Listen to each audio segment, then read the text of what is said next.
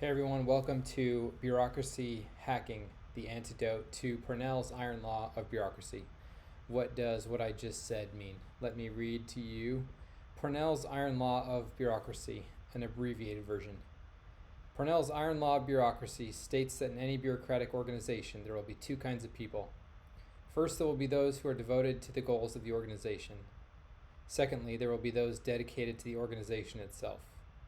The Iron Law states that in every case, the second group will gain and keep control of the organization. I discovered that a couple years ago and never found a better description for my experience serving in the military in the US and also working at Facebook. I was very disgruntled in a lot of different ways working at both organizations because before you sign up for the military or before you work at a big tech company with a great reputation, you think things are going to be a certain way, that good ideas are immediately going to be recognized, that most of the decisions are going to be rational and well informed, thoughtful and well executed. And while that does happen plenty, you also get on the inside and you see things and you wonder, like, how can this be happening? And I don't mean like nefarious things, I just mean inefficiency to such a degree.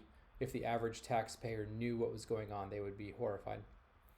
So that was my experience. I'm very glad that I served. I'm very proud of my service, and I'm very proud of my experience at Facebook too. But I thought that there is an important need for education to young folks and other folks of all ages and ranks who really want to make a difference in a large organization and feel like the rules and the culture literally prevent them from making a difference, from doing anything innovative or creative, so they keep their ideas to themselves.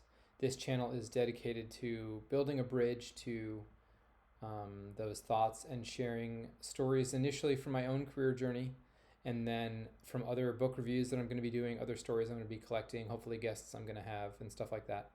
And the idea is to inspire the next generation and folks of all ages, ranks, pay grades, colors, sizes, races, religions on how they can apply a different set of principles to organizational influence to make a bigger difference in the world.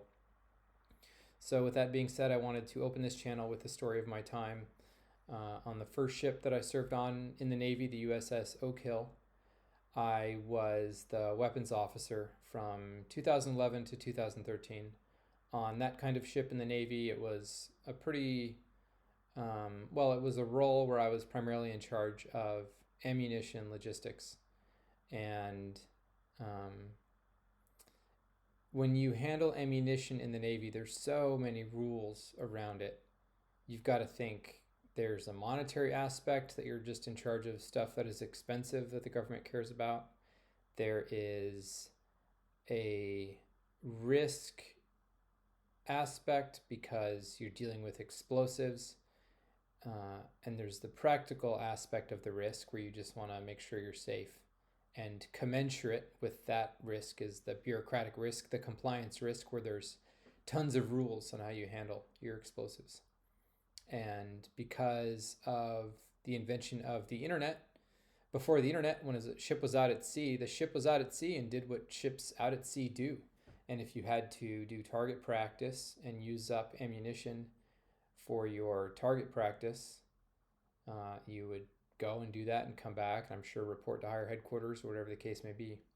Well, when I was on the ship, because we had internet access most of the time, even though you're an independent ship with your own ammunition stores and a commanding officer, you still have to ask permission from higher headquarters in the Navy to use the ammunition that you have for your marksmanship qualifications. I thought that was pretty crazy. This was even in 2011. So as part of being in charge of the ammunition, you have to do inventories every couple months to make sure that you still have the rounds on board for accountability and compliance purposes. So I was doing inventory and I saw that we had flares on board. A flare like from the movies that you shoot into the sky.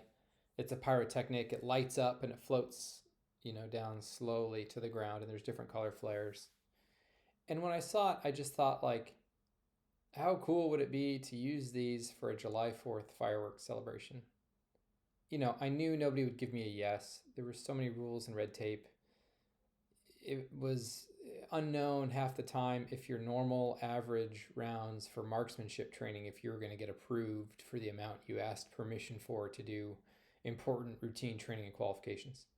So, since that wasn't always a yes, getting yes to shoot pyrotechnics for no good reason than to celebrate our nation's Independence Day, like, I thought there's no way in hell this is going to be allowed.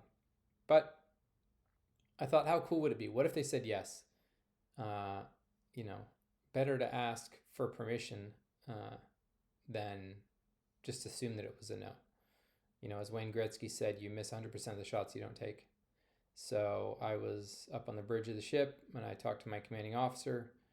I said, "Sir, I have an idea for training, for ammunition. I was thinking we could shoot off some flares, and for this training event, we could happen to conduct it on the night of July 4th.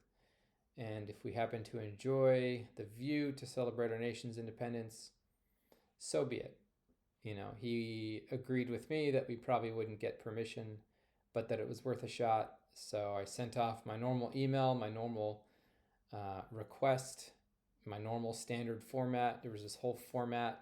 You had to make a little table and show the number of rounds, the type of ammunition, and then the justification. Usually for the justification, you had to have a math equation showing like we need to qualify these 13 people, so we need this specific number of rounds. Well, in this case, there's no need for qualification for that kind of a flare. Now, of course, it's still great practice to be familiar with it, but it wasn't required. So I put, 40 millimeter flares. It was a 40 millimeter grenade that you shot up into the air. And I put whatever amount for a couple different colors. I think maybe like 8 flares, red, green, and blue. And justification, it wasn't tied to any qualification or anything. So I put to celebrate the Independence Day of this, of the greatest nation in the world. And I'll be damned if I didn't get a reply saying, "Approved, this is a fantastic request."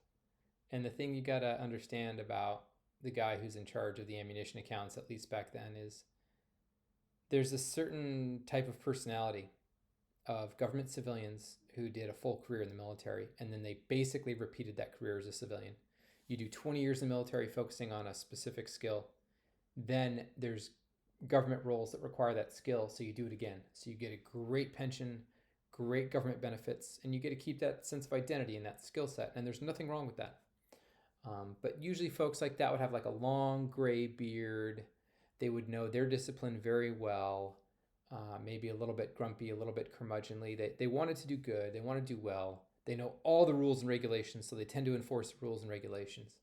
But I'd like to think when this guy got my email, he smirked a little bit and was like, "What's this punk think he's doing?" But because he had the authority to give me permission, and I'm sure he missed his days of service in the Navy, and he had a vision of a ship out there, having a little bit of fun, doing some useful training, celebrating Independence Day, he gave us a yes. So that's one of my simpler, smaller stories. So the basic principle for that story, for bureaucracy hacking, is just be willing to ask the question. If you have a vision for something you want to accomplish, and it's a matter of simply asking, go for it. You never know what kind of response you're going to get. I hope you enjoyed that story, and I hope you stay tuned on this channel. Like the video and subscribe if this content appeals to you. If you enjoy it, whether you're a civilian, whether you work in the military, I'll do my best not to use any acronyms. And I think it'll be educational and fun for anybody in a large organization that truly wants to make a difference and is looking for real tips and advice for organizational influence. All right, thanks. Bye for now.